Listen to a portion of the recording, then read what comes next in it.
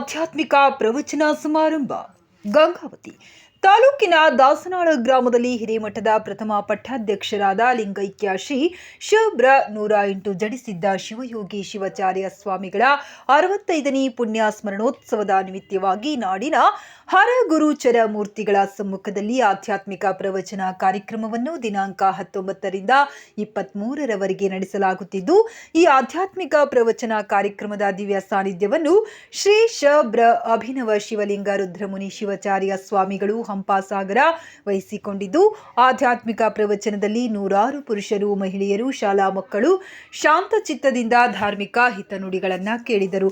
ಆಧ್ಯಾತ್ಮಿಕ ಪ್ರವಚನಕ್ಕೆ ಆಗಮಿಸಿದ್ದ ಭಕ್ತರಿಗೆ ಅಭಿನವ ಶ್ರೀಗಳು, ನೀವು ತಂದೆ ತಾಯಿಗೆ ಚೆನ್ನಾಗಿ ನೋಡಿಕೊಳ್ಳಿ, ಏಕೆಂದರೆ ಅವರೇ ಮೊದಲು ದೇವರು, ನಂತರ ಅವರು ತೋರಿಸಿದ ಗುಡಿ ಗುಂಡಾರಗಳು, ಅಲ್ಲಿರುವ ದೇವರು ನಿಮಗೆ ನಂತರ ದರ್ಶನವಾಗುತ್ತದೆ ಮತ್ತು ಆಧ್ಯಾತ್ಮಿಕ ಪ್ರವಚನವನ್ನ ಕೇಳುವುದರಿಂದ ಮನಸ್ಸಿನ ಮೇಲಿರುವ ಕಸ ತೊಳೆಯುತ್ತದೆ. ಶಾಲೆಯಲ್ಲಿ ಮಕ್ಕಳಿಗೆ ಸ್ವರ್ಗದ ಮಣ್ಣನ್ನು ತರಲು ಶಿಕ್ಷಕರು ಉಪದೇಶಿಸುತ್ತಾರೆ.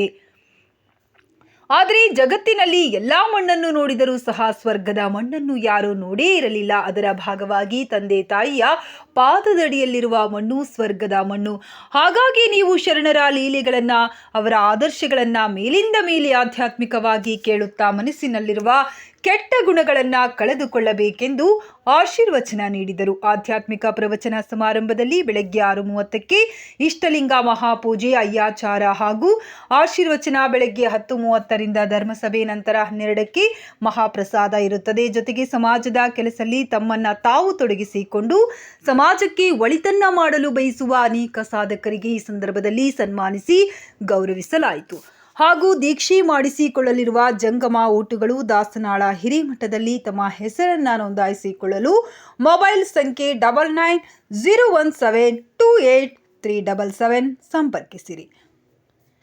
ಈ ಸಂದರ್ಭದಲ್ಲಿ ಪೂಜ್ಯ ಪಾರ್ವತಯ್ಯ ಸ್ವಾಮಿ ಬೃಹನ್ಮಠ ಸೋಳೇಕಲ್, HM ಸಿದ್ದರಾಮಯ್ಯ ಸ್ವಾಮಿ ಜಂಗಮ, ಸಮಾಜದ ಹಿರಿಯರು, ಸುಗ್ರೀವ ಸಂಗಮೇಶ ಸೇರಿದಂತೆ ಅನೇಕರು ಉಪಸ್ಥಿತರಿದ್ದರು.